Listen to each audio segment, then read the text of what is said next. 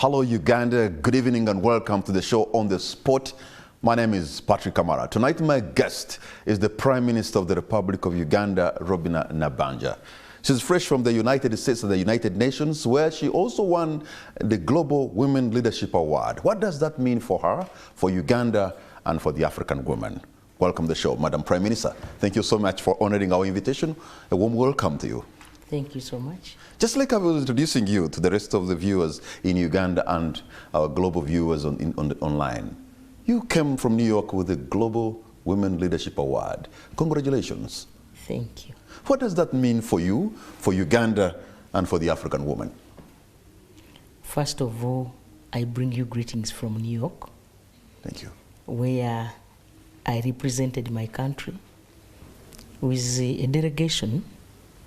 I led a team of 7 ministers, 2 permanent secretaries, 11 technical people to the 79th United Nations General Assembly. There were a number of activities in the United Nations General Assembly. Some were bilateral, others were within the assembly itself. And so we had the Women Conference, the Global Women Conference, where I was invited as a keynote speaker and where I was awarded. And the award is here with me. It's right there. I thought I should bring it for you to touch. Wow. Yes. Global Power Women Awards New York 2024. It will be you to talk about it. For Excellency Robinah Nabbanja, Prime Minister of Uganda, Global Inspirational Leadership Award. Maybe Ugandans, I hope my camera person can show this. Should I have to repeat this? There it is, Uganda. Congratulations, Madam Prime Minister. So when I was given this award, yes, I was told to speak about it in 2 minutes. In 2 minutes? 2 minutes. Okay. And I want also to repeat the same. First of all, it was an honor for me and my country, Uganda, to be recognized at that level. It was a big honor, I believe. Now, when they told me to speak in 2 minutes, I just thanked God, because you know my journey, especially you. From the roads of Kakumiro to the marbled corridors of the United Nations in New York. Yes. Quite a journey, is what it? Yes, was it? It was. It is. Because you know the number of hours we spend in the air to fly to New York. And so I thanked God and still thank Him for the gift of life and for the gift of leadership. I dedicated this award to a number of people. First of all, I dedicated it to the President of the Republic of Uganda, because if he had not given me an opportunity, I don't think those people would have seen me. Do you think they would have seen me? Then 2, I don't work alone. I dedicated it to the cabinet ministers, because I work with them. We're a big team of cabinet. I also dedicated it to Parliament. As a leader of government business in Parliament, I thought it wise that because you usually see me on the floor of Parliament together with members, as a leader processing business in Parliament. We have done a lot in Parliament, and I believe that's why, you know, Parliament is a mirror of this country. Then I also felt it wise to dedicate it to the people of Kakumiro. If they had not voted me in the first place, and the great achiever, I don't think I would be at this global level. I also thought it wise that the women, we need to inspire others. So the women of Uganda, you know, the president has been a champion in women empowerment. Remember, in Africa, I believe Uganda was the first country to appoint the vice president at that level. So I want to ask my fellow women that when given opportunity, we need, 1, to work harder, 2, to lead by example, and 3, to support others, especially those who are coming up, to also join. And the last one, I want to dedicate this award to my mother. My mother was a peasant by the time she paid my fees. And you know what I mean. It is a story of most of us. Yes, but you know these stories. I've told these stories before. And so during the women conference, where 10 women were given this award. In Uganda, by the way, we are 2. There is a deputy director of CAA. That lady is called Lamonio. Yes. I found her there. I said, hey, how did you come? She also asked me, I didn't know how they picked you.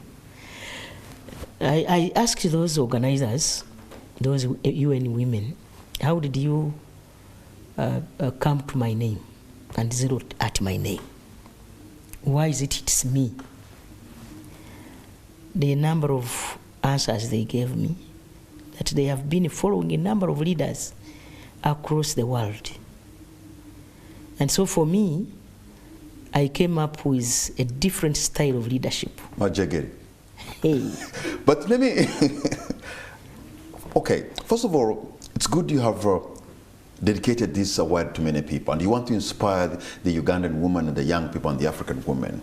Here in Uganda, where you are Prime Minister, Madam Prime Minister, women still continue to face a lot of challenges. Yes, they are. Women and girls, unique challenges, you know, violence against them, gender-based violence, but also poverty, and sometimes maternal health. So how are you going to turn around so that the woman of Uganda is no longer facing gender-based violence? If they go to hospital, they can be able to find drugs. If the issue of maternal health is sorted, and they can have something in their pockets to move with their head high and feel that they are financially empowered, because that is the change they deserve, I suppose. The number of ways. One, economic empowerment, especially to the parents, the mother. If a mother is economically empowered, she can make decisions, even in a home. Secondly, is human development, education.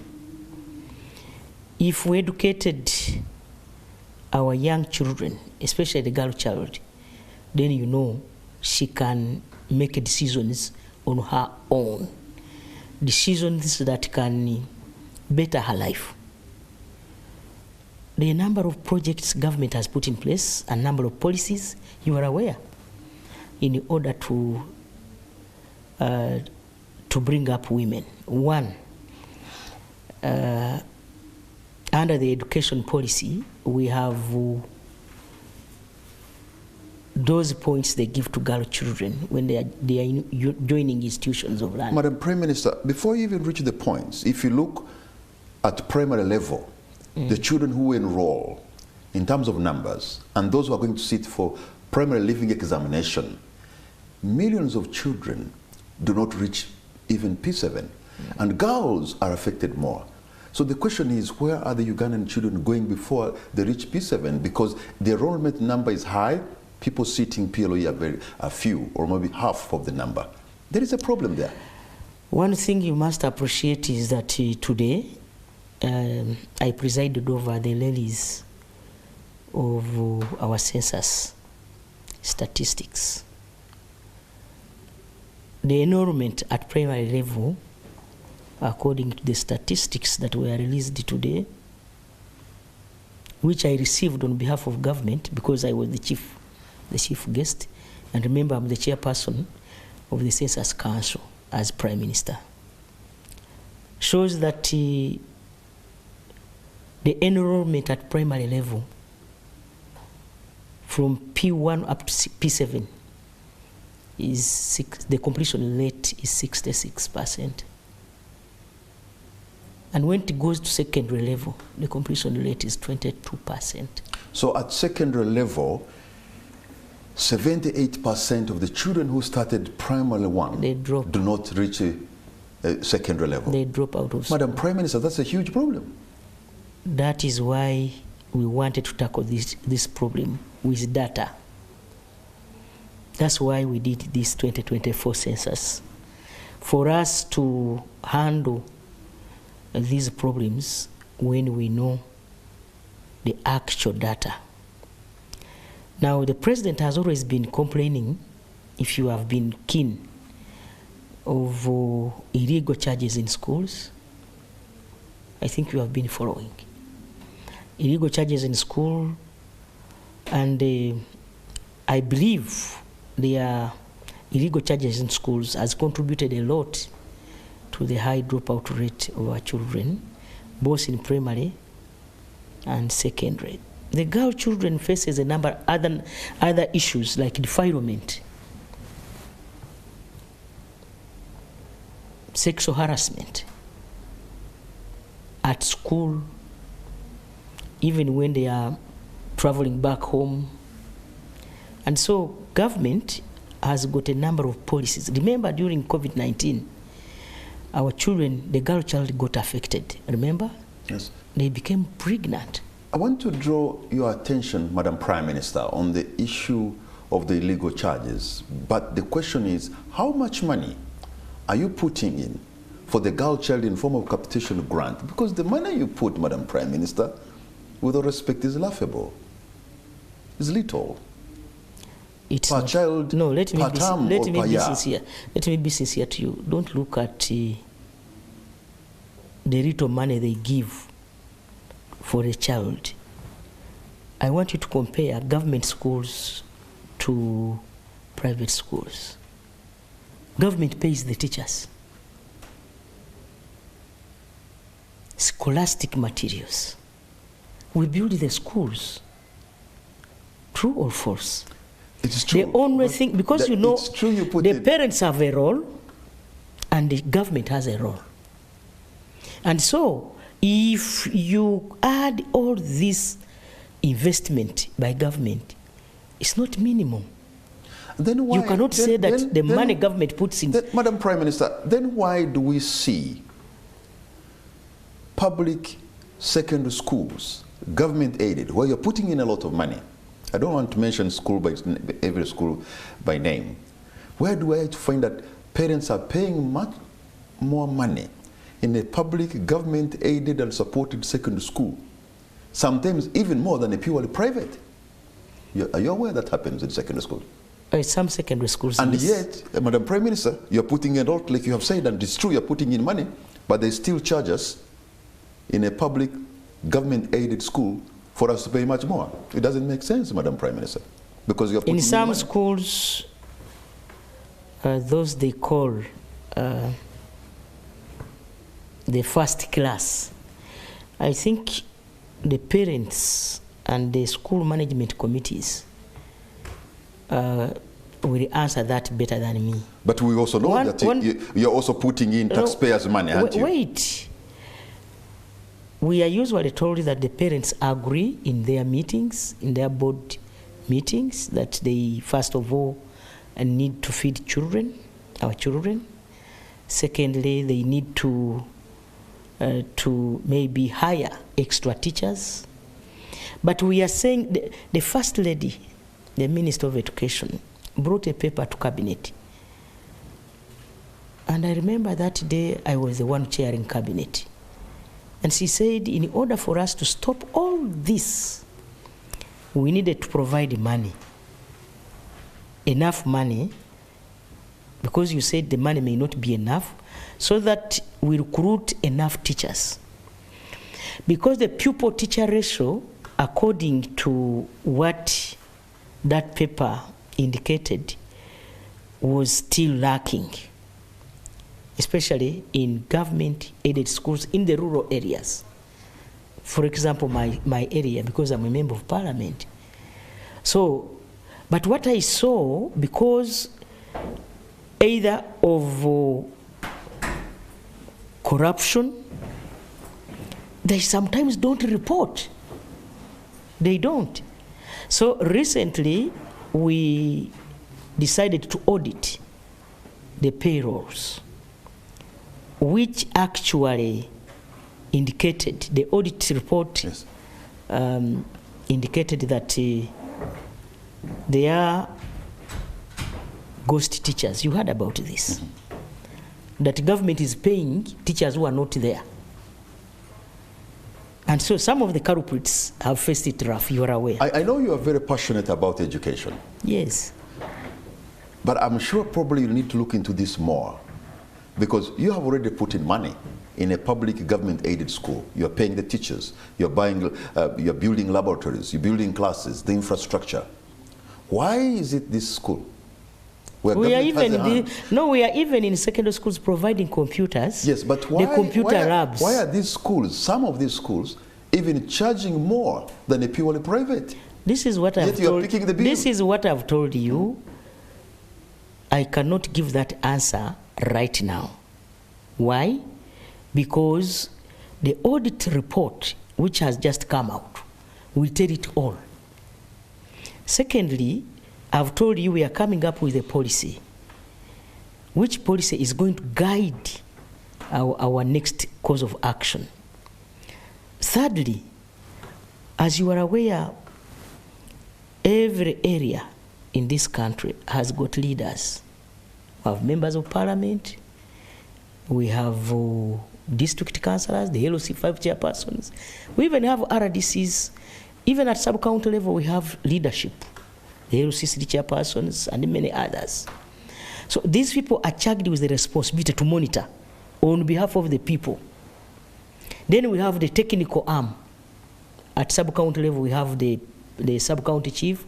At parish level, we have the parish chief. These people have really not done us good. They have not helped us because the dropout rate is scaring. Okay. One of the reasons you said because the girl child is facing peculiar, unique challenges, and one yes. of them is harassment and maybe rape and defilement. In some areas, Madam Prime Minister, gender-based violence is so high in areas of Busoga, including even here in Kawempe, that civil society organizations have decided to build what they call shelter homes, where women can run to when they have been battered by the very people, by the way, who should have loved and cared for them. But then they build these shelters where they can go, stay there, maybe also trained and given skills. But these kind of shelters where women can take refuge after they have suffered harassment and violence, is that kind of mode sustainable? It's not. So what can the government do to ensure that the family, the Ugandan family, there's stability there, so that the child does not witness violence and for them to grow and become violent as well? It is quite a challenging question. But what I can tell you is that there are policies. We have laws that govern this country. I sometimes wonder why our women don't run to police to report. You can go to police and report. Like I've told you, the president came up with leaders from the village. We have the Women Council from the village. We have the Women Council at sub-county level, because a woman can confide in a woman. True? Yes. That's why we have these women leaders. And so the women leaders need to reach out to these women who face this kind of violence. Then two, advise them to use the law. The law is there. Madam Prime Minister, secondly, I wanted you to not to brush out the idea of education. An educated woman has some kind of... she's empowered, of course. Yes, empowerment that you get. But the law, what I've heard as a reporter, a sexually violated woman or girl, when they go to court or go to police, the form they fill, I think it's called Form 3 or something like that, or even the court itself, the question that they ask, the examination that needs to be done is traumatizing to the mind, even though she's seeking justice. In police, we even have a section in police that handle family matters. In police, every police station or police post has got that technical officer who handles those. I think our people should know that you need to go and report, and after reporting, these people can help you to go through until when you go to court. But still, I still insist that we need to empower our children with education and knowledge, even sensitize. We need to sensitize our people to know their rights. So now, in Parliament, where you're a leader of government business, what are these bills that Cabinet or the NRA members of Parliament have brought that you have worked on, that you think will make life better for the Ugandan girl? I don't think I can remember them off cuff, but the Penal Code Act that police uses to defile, you know, defilement, that act that helps us to convict and arrest defilers and many others. So basically, I'm telling you, we have put enough legal provision for people to seek for. I want you to take us through the journey of economic empowerment for the Ugandan women. I know there is a project called GROW that is supposed to help women can borrow money and pay back at a lower cost. But take us through the journey of economic empowerment. Where is it that you, as you look at it, and what is missing and what needs to be enhanced? First of all, I want to thank the President of the Republic of Uganda and all other leaders and partners, the NGOs and many others, for advocating for women economic empowerment. We have a law which I did not really remember quickly, the law on gender budgeting. But we also have so many government programs that are focused or are geared towards helping the women. Before I talk about GROW, we have the Women Empowerment Project, you know it, we call it WEP. We have now PDM, we have Emyoga, we also have now GROW, which is new. We also have the Youth Livelihood Program. Youth Livelihood Program, even the girl child can have access to that money, a girl child who transforms into a woman. And I believe that's why some women can now stand on their own and do their economic activities. To me, government has done a lot in terms of women economic empowerment. So what remains is for women to know how to use these opportunities to empower themselves economically. Government has also been able to provide seedlings and seeds under the Operation Wealth Creation, the Plan for Modernization of Agriculture, and many others. So all these government programs, they sound very good, and I hope they are. But let's look, for example, Madam Prime Minister, the issue of PDM. No, I wanted to talk about PDM before you come in, because that policy was formulated during my presence as Prime Minister. Women have got 30%. You know, we give 100 million per parish to the parish circle. Yes. And women are entitled to 30%. The youth are entitled to 30%. But remember, some of them may be girls. We have 10% ring fenced for PWDs, and some of them are women. We have 10% that is ring fenced for the elderly, and some of them are female. Now, if I can give an example of one of the parishes in my area, women got 80%, almost, because most of them were there. Women, 30%. Youth, we've discovered that some youth, most of them who had the capacity or who had gone through, almost 80% were female. Are you not concerned, Madam Prime Minister, that after giving 100 million per parish across Uganda, which is going to translate to 1 trillion Uganda shillings, most people are going to engage into agriculture, which is okay. Supposing there's a boom in maize production, for example, because that's what almost majority will go into maize production. I want to give you statistics. No, before you come there, in today's census statistics, they informed us that, remember, the president has been talking about the 39% of our people who are not yet in the money economy. Today, through our data, which we got through the census, they have reduced now to 33%, which is a big achievement. Yes, but now the question is, after that boom production, are you sure they will be able to add value so that they can access a bigger market? That's why. Because they are likely to burn their fingers in agriculture with no market. That is why we have GROW.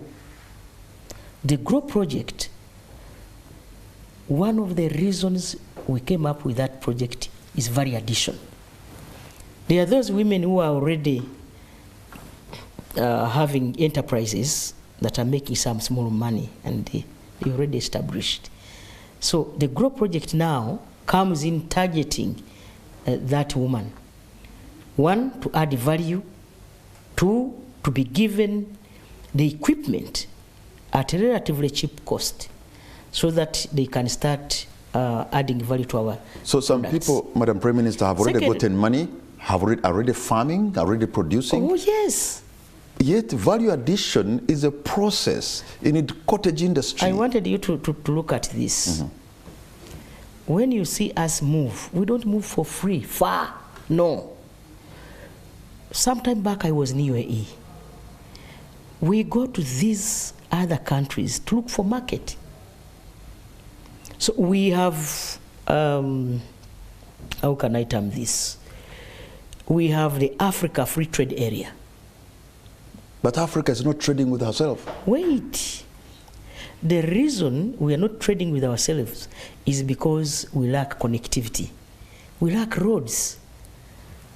Our brothers and sisters in DRC, here, near here, they sometimes get maize from Denmark, milk from Denmark, and yet where you come from in Fort Portal is near.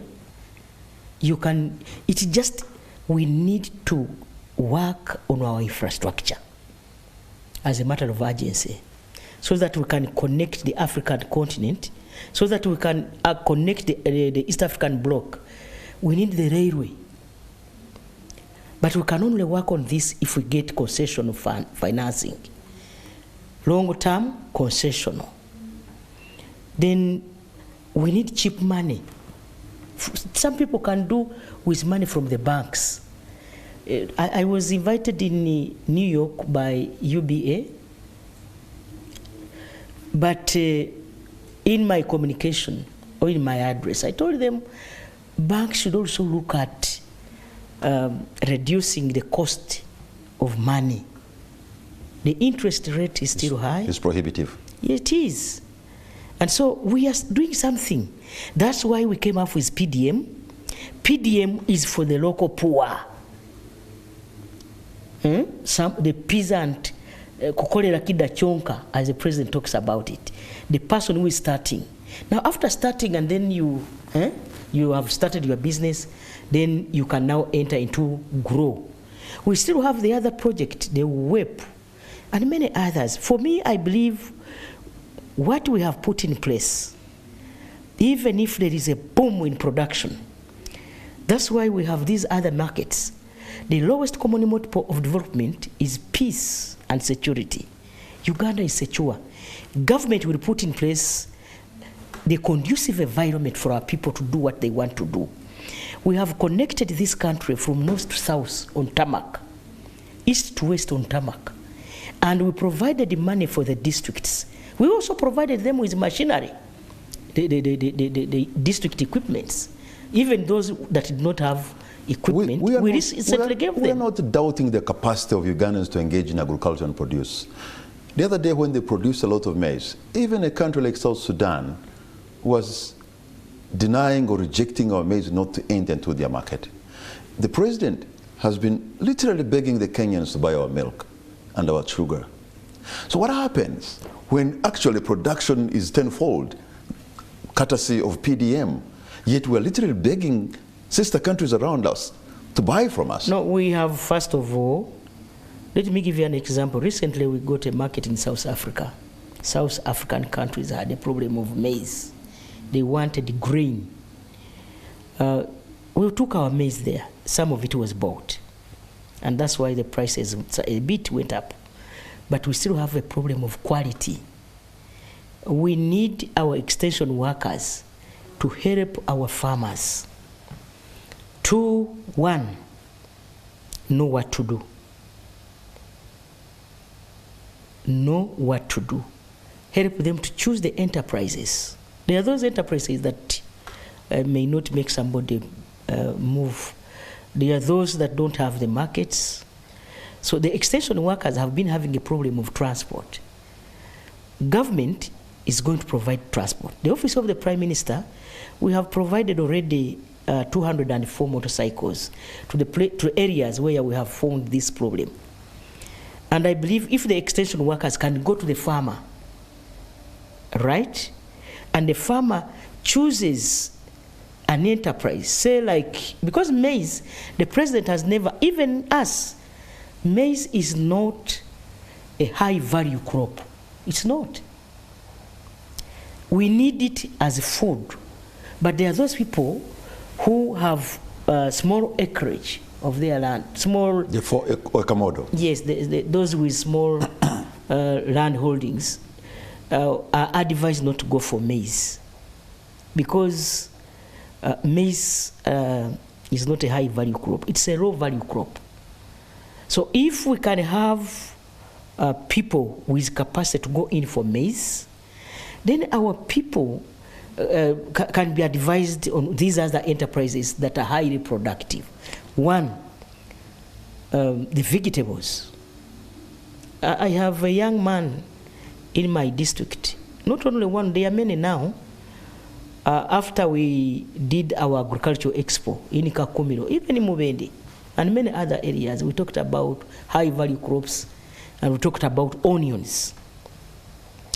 The younger man was a border cyclist. I'm forgetting his name. He's in a village called Chakajanja.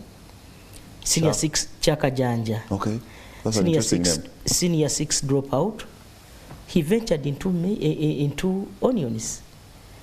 He hired land, 2 acres, and did the nursery bed. He was helped by the extension workers.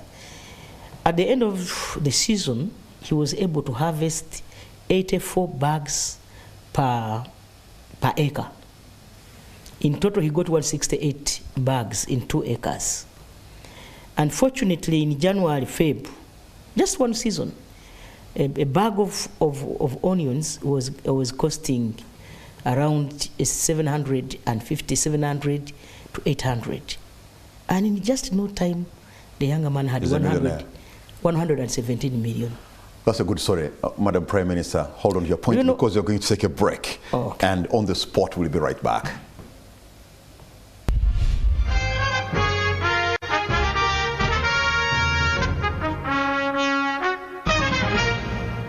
back. You're watching On the Spot. My name is Patrick Kamara, and my guest tonight is the Prime Minister of Uganda, the Right Honourable Robinah Nabbanja.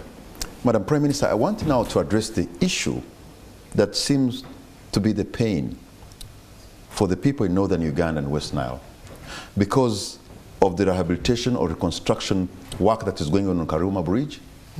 They have been made now to go through the national park, but Uganda Wildlife Authority, I'm told, is charging them to pay extra 25,000 per person, over 200,000 for every bus on an increased journey. That is not true. Tonight, I've just been having a conversation with the Honorable Rose Obiga, woman MP for Terego, and Gilbert Olanya for Kilak South, for me, including the bus owners. They are not happy. The fact is, the buses are not paying any money. The buses to go through the park are not paying any money. It's the small cars that continue to pay. Let me start with why is Karuma Bridge closed? Government is planning to construct a new bridge under the JICA project, that is funding from JICA, Japan. Now, as you all are aware, that Karuma Bridge was constructed in the 50s. So its efficacy reduced. And so it requires repairs. Government has hired a contractor, China number 7, and NEC. NEC is a company for the army. And so before that, we had stopped big trucks from going through the park, from going through Karuma because of any eventualities. And so now the small vehicles were still passing until a week ago or so when the construction started. That construction will take 3 months or 4, depending on the season. It may rain, and then construction may be delayed because of... We are in October and November. It's a rainy season in Uganda, you know that. It is. So basically I feel maybe that could delay it a bit to extend to 4 months, but we project that within 3 months the construction works will be complete, and then they hand over the bridge to us for use. Why are you so much hopeful that within 3 months that issue will be settled, considering that the bridge on the River Nile could present quite challenging engineering work as when you compare it with Katonga, and yet you have had issues with Katonga, a smaller bridge, and not on such a big river like the River Nile? Are they not likely to be there for more than 3 months? I will come to Katonga. But let me give a synopsis of what I know on Karuma Bridge. Now, traffic was diverted to other areas so that the old bridge can be repaired. We have Hoima, Kampala, Hoima, Bulisa, Panyamur, up to Pakwach. We also have Ruenkunya Patch, where you get a ferry at Masin Port. We added another ferry. It was one ferry. We added another ferry because the traffic was becoming big. Now, I believe those roads can assist in the meantime. The reason why we are a bit, why WUA is a bit dragging their feet to allow many vehicles go through the park are many. One, the buses that cross are a bit few because they take many people at one go. So, and the animals in the park, sometimes can be dangerous. True or false? They can be. So the smaller vehicles... But that's why you have rangers around. Yes. So the rangers, we don't have enough rangers because we did not anticipate this, that can accompany from Masindi to Pakwach. It's a distance of about 92 kilometers. So deploying rangers on that stretch is a bit challenging. And so they have vehicles that that help to move around the buses, the few buses that cross. One, to avoid some passengers may harm our animals. Madam Prime Minister, it is true you have provided alternative routes. Yes. But the pain for the people in northern Uganda and West Nile is that why are you making individuals to pay money, 25,000 per head?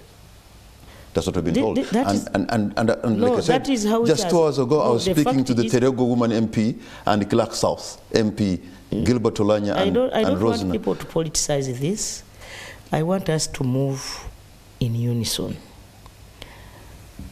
The reason for paying is as a deterrent measure.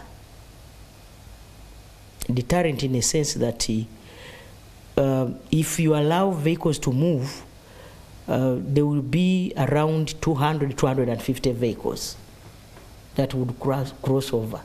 And putting rangers to man those many vehicles. Secondly, the noise from the vehicles can make our animals run away because they can migrate. I'm told once those animals migrate, they can go and spend over 15 years to come back. That is a tourist road, you are aware. Yes, it is, but you also have a priority. And that's the people of northern Uganda, yes, before the animals. But I also want you to know that once we lose these tourists, it will take us time to make them come back. Because they come to see those animals. It is only that place that has some species that are commonly known. And they are always near the road. If you have passed through that road, you will see buffaloes, you will see hyenas, you will see elephants, you will see, and they are near the road. But if we make a lot of noise, they will run away, and making them come back may be difficult. Now, we want to request that people should know that the elephants, an elephant can carry a small car. True or false? It can. It can. But with a bus quite big, and we don't allow them to stop. But a vehicle can have a mechanical breakdown. Suppose a lion comes, who will be to blame?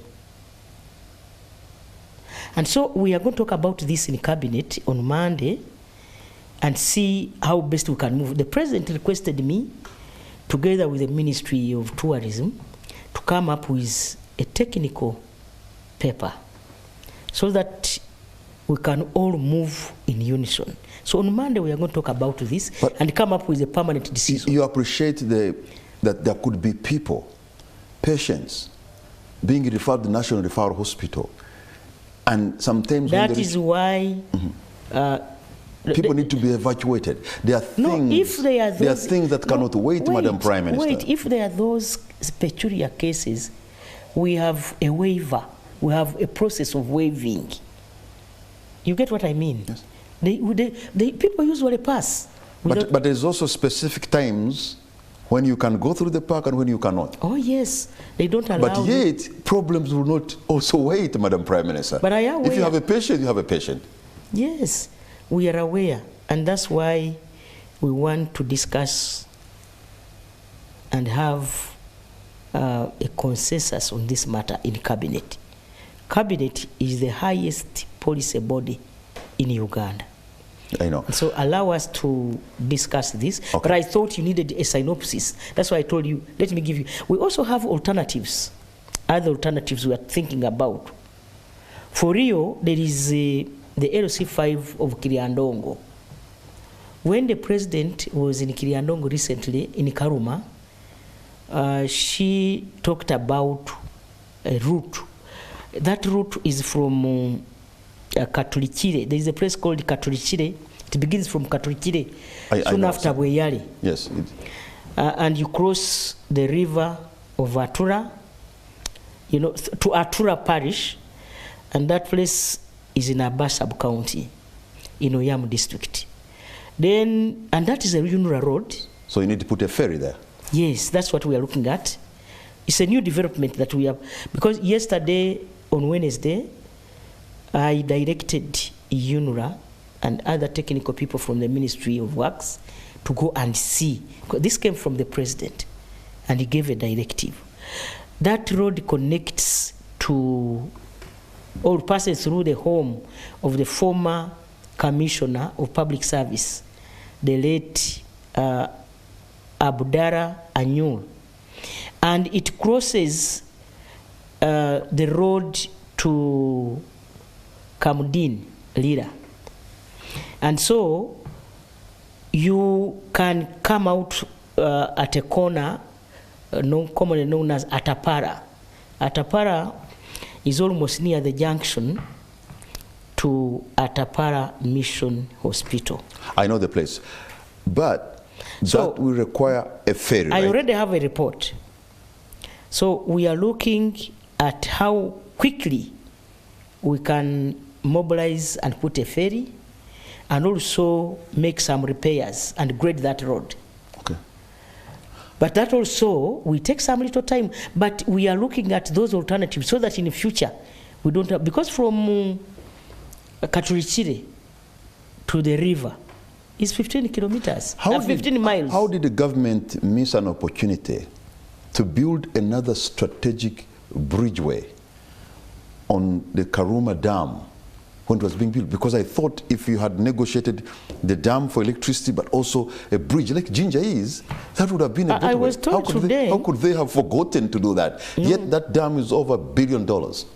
I was told today there is a small bridge that the contractors of that Karuma Dam were using to cross when they were constructing a hospital across. So we are looking, tomorrow we shall have a meeting to discuss and see whether that bridge can accommodate at least small cars. Okay. But it's not yet concrete. We are also looking at those small alternatives. And so yesterday, the UNRWA officials and other engineers went to have that, that alternative. May I also tell you, Madam Prime Minister, that the Masindi Port route that crosses the Nile through Maru's Ranch to Apache. Yes. People there have said, because I think you have one ferry, they have some of them have been forced to wait for 5 or 6 hours or more. That is before. We have now 2 ferries, one beginning from the other side of Rwenkunyi and another one from the other side, and they cross each other. Except that because of what you know, there is a lot of traffic, and because people have really made money, they are buying many cars. That's also another development. So in October and November, it's high season for business, for tourism. People in West Nile and northern Uganda are coming for business to Kampala. People are also going up there for business as well. Festivities are going to be beginning soon. You need that road. You needed it like yesterday. Let us try to. That's why we are here to explain to the people of northern Uganda, government of Uganda loves you. We are all concerned that we are where we are. And 2, we are looking for ways of making sure that we give the best to our people in this time of need. Okay. I know with the development partners, budget support has been reducing, and maybe that's a challenge. But when you were in the United Nations, did you have a discussion with the development partners in how maybe they can inject more money? What can we expect from your visit in New York? Considering that now Uganda, we are chairing the G77, we are chairing the non-allied movement, and how are we using these platforms so that money can come to Uganda and we just don't hand over when you haven't seen an impact, Madam Prime Minister? Hand over non-allied movement and G77, and that's it. In January this year, Uganda became the chair of non-allied movement and a group of 77 plus China. So we are using this opportunity, one, to connect bilateral relations, such that when Uganda stands up for anything, our sister countries can support. G77 plus China, those are 134 countries. I hope you are aware. Mm-hmm. So we are using this to make sure that our country and the region, the south to south region, can also benefit. Not only ourselves. How? One, we are looking at mobilizing sister countries in the UN so that we can change the global architecture, the financing architecture, the financial architecture, where the global powers or these big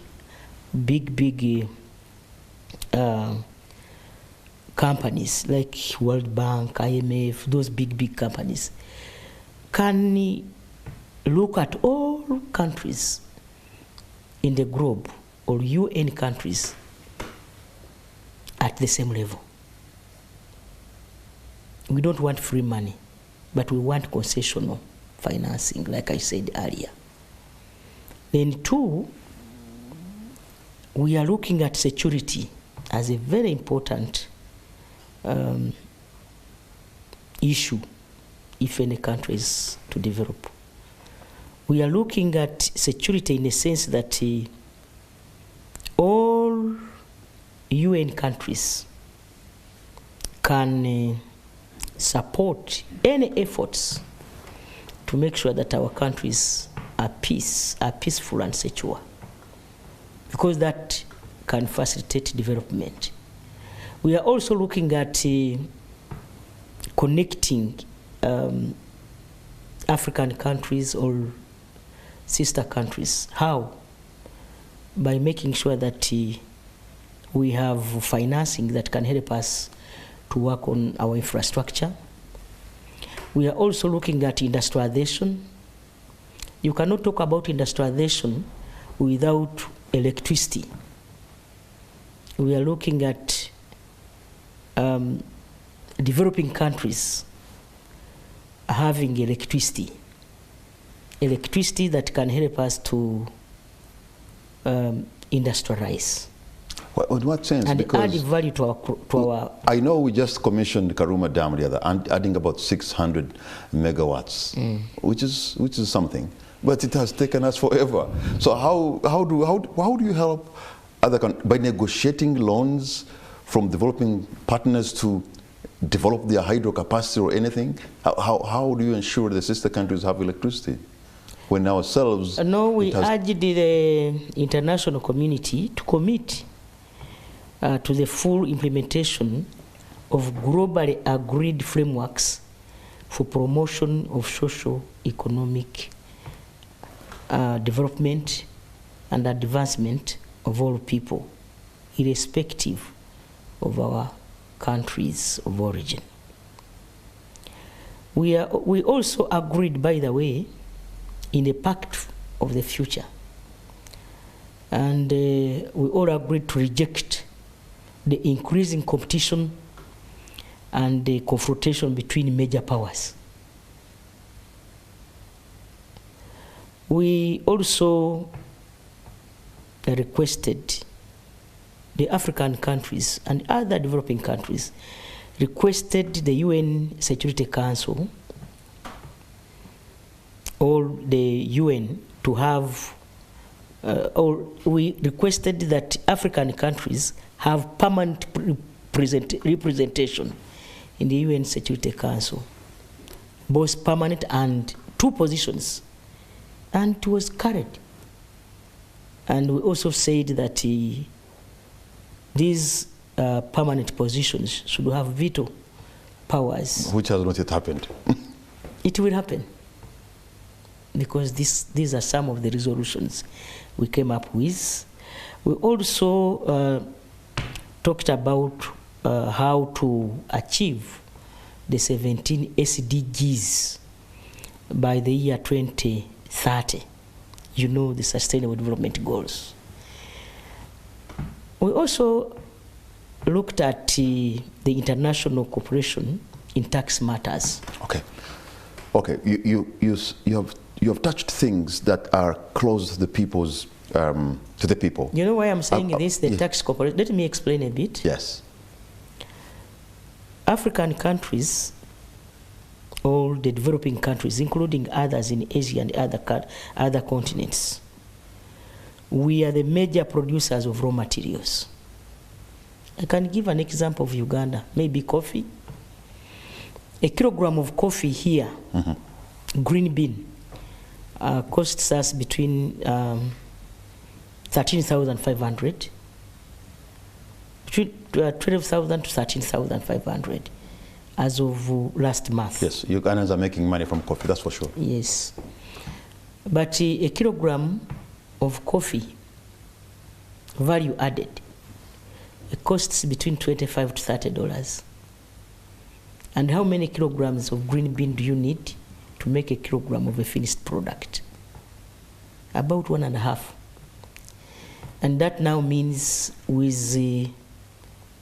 $5, the other developed powers or developed countries earn more than 90%, in fact 100%. And so we agreed, or we resolved, that these multilateral or multinational companies, one, should organize and put their industries in developing countries, or where, at the source where they get the raw materials. For us in Uganda, we had come up with some idea. I remember this year we got companies from Italy, those big companies, multinational. They are called, one is called Eli. You hear about Eli Coffee, Ravasa, and many others. They have been here. The reason being, we want them to come and process coffee from Uganda, so that we send. Add value, and then we remain with jobs, so that we can utilize our electricity, so that they can also pay tax. Okay. I know, in the interest of time, Madam Prime Minister, I want to look at the situation of Kampala, where we are, the Ugandan capital. I wanted you to take a note that I did not only do that, we had other bilateral meetings. And I thought briefly I can go through them. We had a meeting of the European Corporate Council of Africa and Middle East. It is called ECAM, where I delivered a message from the president, where we had many resolutions on how to improve education, health, agriculture, and many others. We also had a meeting, side meetings for the Summit of the Future. There is the high-level event on the third industrial development decade for Africa and sustainable industry for Africans, so that it is commonly called ADRO. And so in that meeting, the president of the Republic of Uganda was invited as a keynote speaker.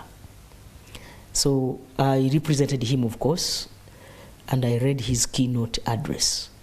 After reading the keynote address that contained a lot of things that Africans had to now come up to discuss, if I had time, I would have really explained better. But after my speech, I saw many African presidents requesting me for an audience with our old man, because of the content that was in what he told me to deliver. The Women Conference, I've talked about it already. I had a meeting with the president of Mauritius. Of course, he was looking for support.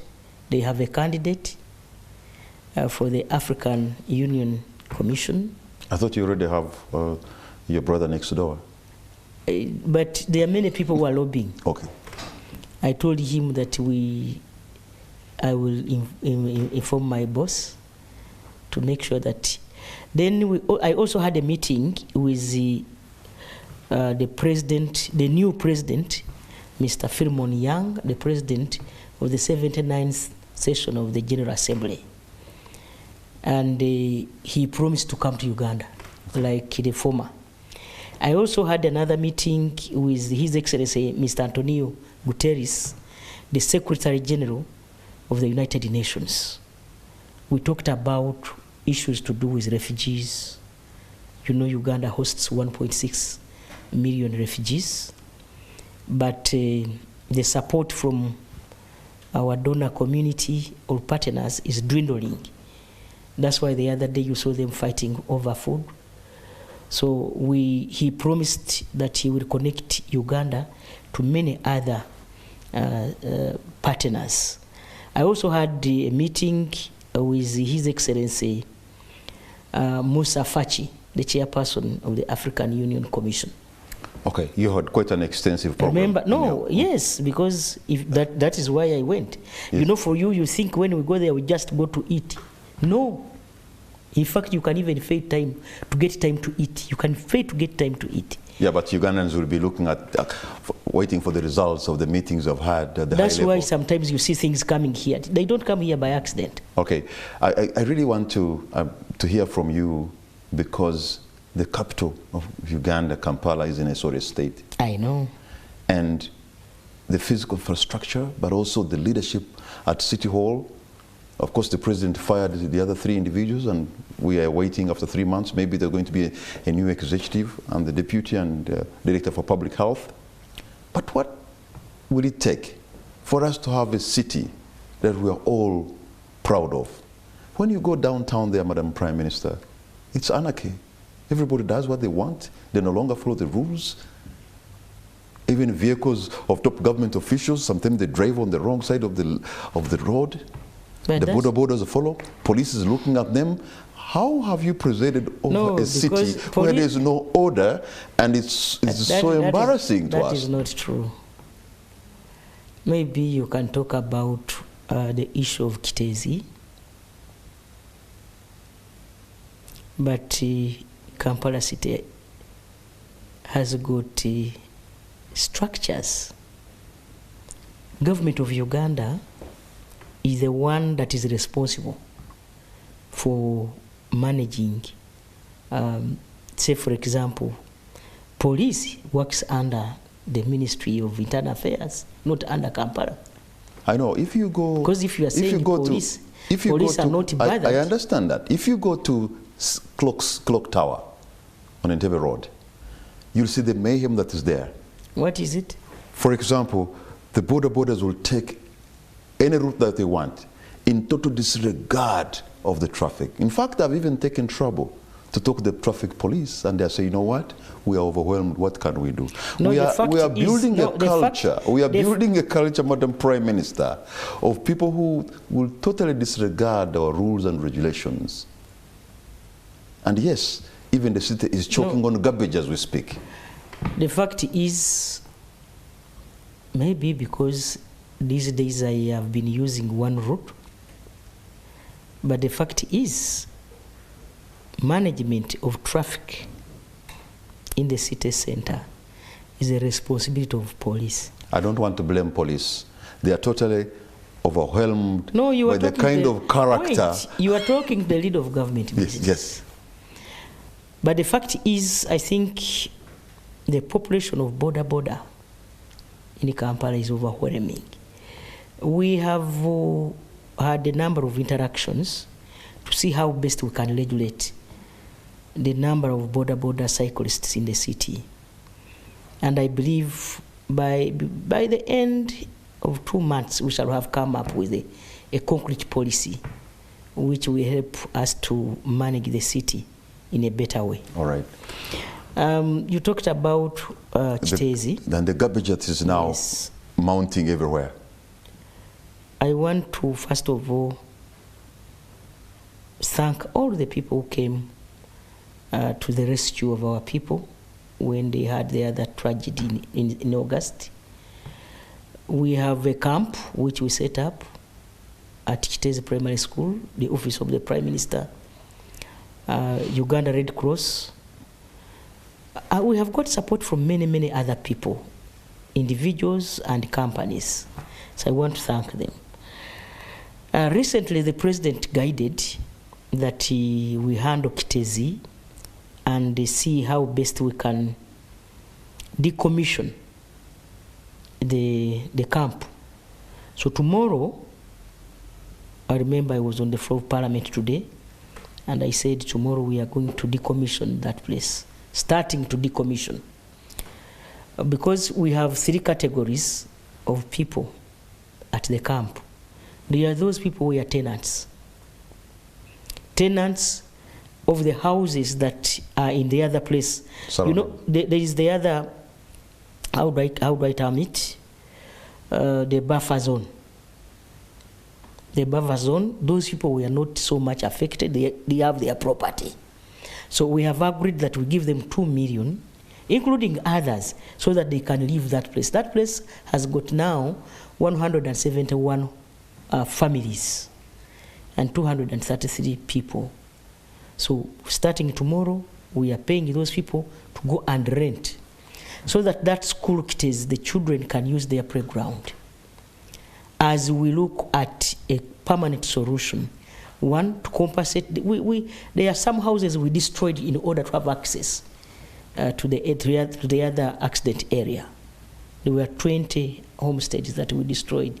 The vehicles, just because they could not move and we wanted to rescue life, so there are those 20 houses. Those will be compensated. But so, which means you had a landfill with no plan. How could you have such a huge landfill and there's no plan for roads for vehicles to reach there?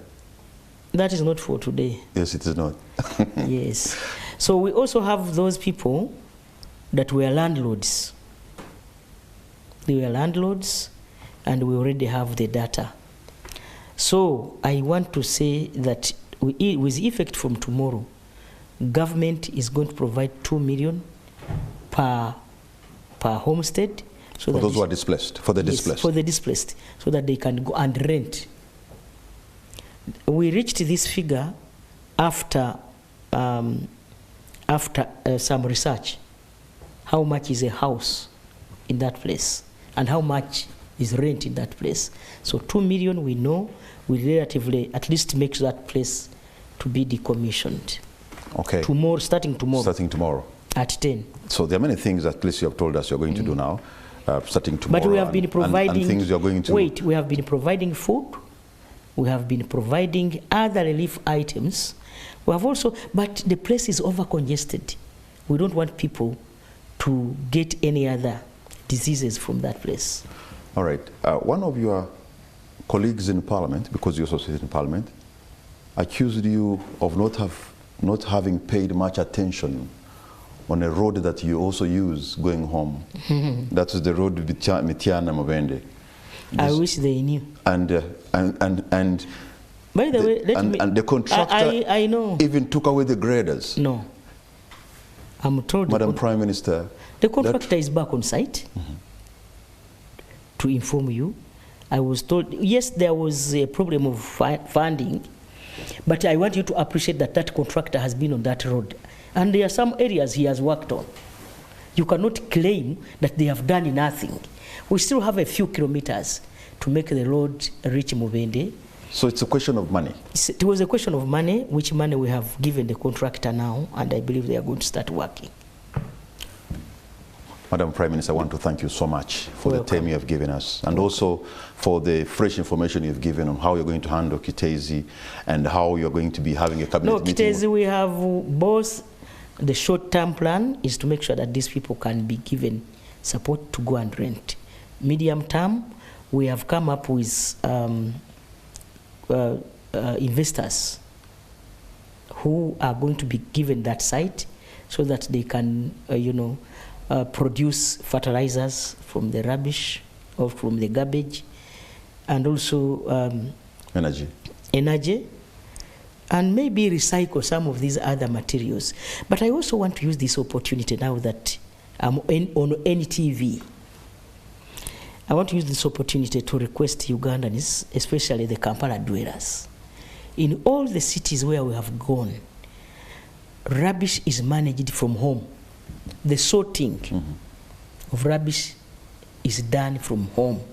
I was in Italy, they said no. They even have a law, which we are coming up with also, that you sort your rubbish from the home. That can make it easier? Yes. You only put rubbish at a certain date, that this date, the vehicles that are collecting plastics. The second day, they are collecting maybe paper. Another day, they are collecting... Biodegradable, something yes, like that. biodegradable. It is only then that we shall have a city that everybody will be proud of. That will take a lot of teaching and sensitization. No, people, that I'm doing it now. Don't you see that it will help? It will. It will. We need to sort rubbish from our homes, and we are going to put laws and regulations that will make sure that we affect this. Because now what they do, the burden appeals, the metal, the glass, and the pampers yes, are all everything is in one place. Madam Prime Minister. And if they find that you have mixed, then the law will penalize you. I want to thank you so much for the time you have given us. I want to thank you so much for the value you have added to this platform, and for the information you have given on how you're going to handle these things, including northern Uganda, the road issue. You're talking about it in cabinet, and the multilateral meetings you've had and bilateral meetings you had for Uganda. I want to thank you for fighting for Uganda. And this brings us to the end of tonight's edition. Can I say bye to my people? Oh, yes. Fellow Ugandans, I want to thank you for watching us. We want to thank you for what you are doing for yourselves and for the country.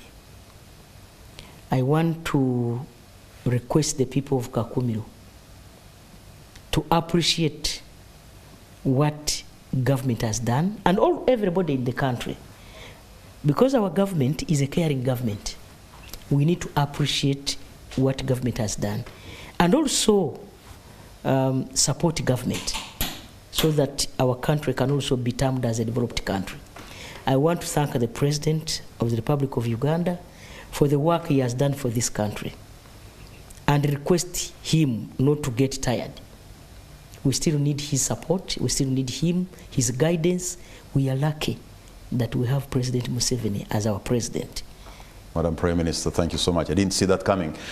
The proud daughter of Kakumiro, who has also touched the lives of so many, from Kakumiro to New York and to the marbled corridors of the United Nations. I'm telling you, out of 10 women in the world that were given this global award, Minister Nabbanja.